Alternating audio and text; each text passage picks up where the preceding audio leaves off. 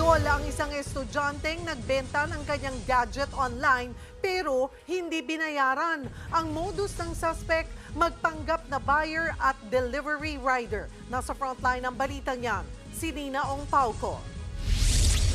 May pang-tuition na sana ang 19 anyos na si Nathan, pero naging bato pa ang pera kasing inaasahan niya mula sa ibinentang tablet na scam.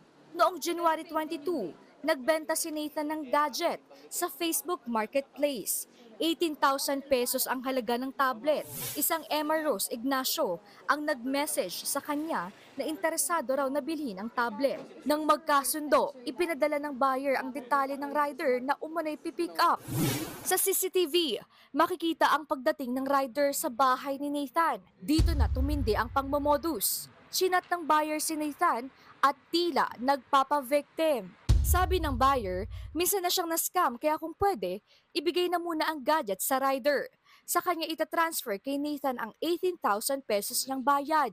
Nagtiwala naman ang biktima, dala na rin ang kanyang pangangailangan.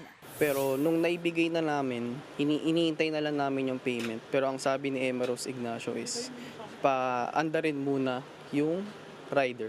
Kasi nga, na-scam na daw siya before.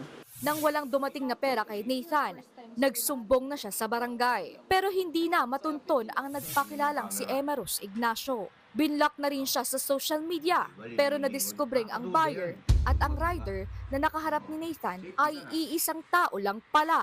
Napag-alamang ding nakasuhan na ng carnapping noong 2019 at attempted estafa noong 2024 sa Pasig City ang scammer buyer. Kasalukuyang pinaghahanap ang sospek at posibleng maharap sa patong-patong na reklamo. Nagbabalita mula sa Frontline, Nina Ong Pauco, News 5. Mga kapatid, Cheryl Cosim po, huwag maging huli at maging una sa lahat sa balitaan. Para sa tuloy-tuloy na talakayang sa Frontline, mag-follow at mag-subscribe sa social media pages ng News 5.